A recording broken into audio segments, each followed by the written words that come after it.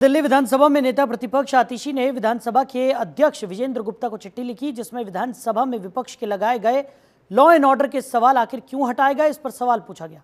आतिशी ने कहा कि दिल्ली में बलात्कार होगा और गोलियां चलेंगी तो क्या विधानसभा में इस पर बात नहीं होगी।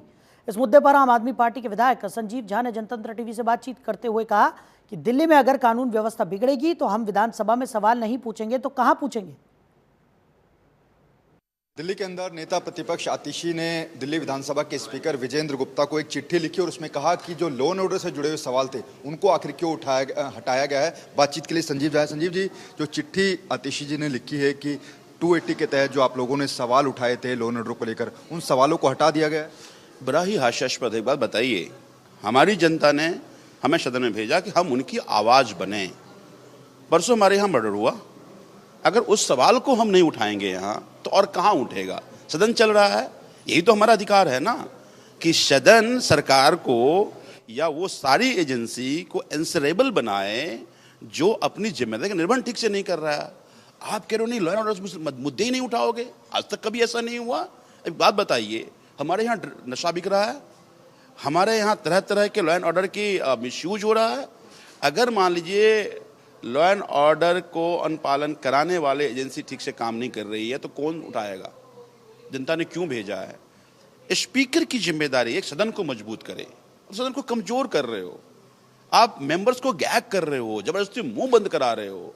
किसको बचा रहे हैं आप, क्यों बचा रहे हैं आप सरकार के एजेंट ना बने, आप किसी एजेंसी के एजेंट ना बने।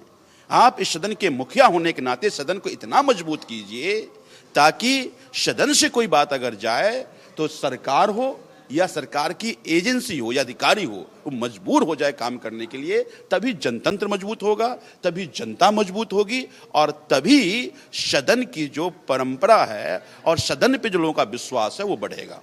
जो चिट्ठी में जिक्र किया गया है दिल्ली विधानसभा की तरफ से, ये बताया गया उस आतिशी जी को कि आखिर जो लॉ एंड ऑर्डर का मुद्दा है वो दिल्ली विधानसभा के अधिकार क्षेत्र में नहीं आता है। तो आप क्या चाहते हैं, हमारे यहाँ अगर मान लीजिए लॉ एंड ऑर्डर का मजाक उड़ रहा है तो हम चुपचाप बैठ जाएं। कल को अगर जमीन कब्जा हो रहा है तो हमारा विषय नहीं है, हम नहीं बोलें।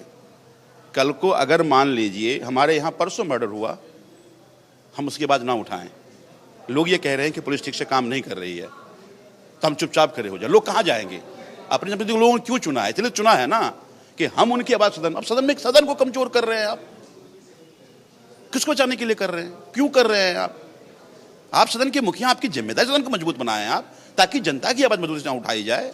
ये तो ठीक नहीं है, तो हम इसकी प्रत्याशा करते हैं।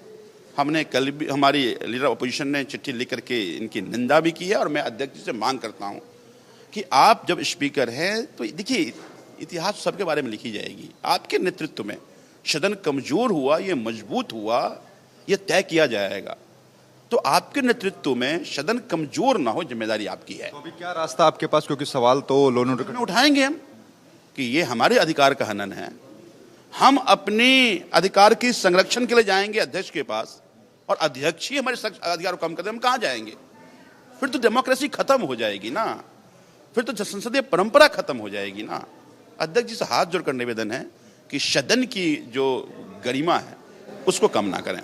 शुक्रिया बातचीत के लिए। कैमरा पर्सन लक्ष्मण के साथ नमित त्यागी, जनतंत्र टीवी, दिल्ली।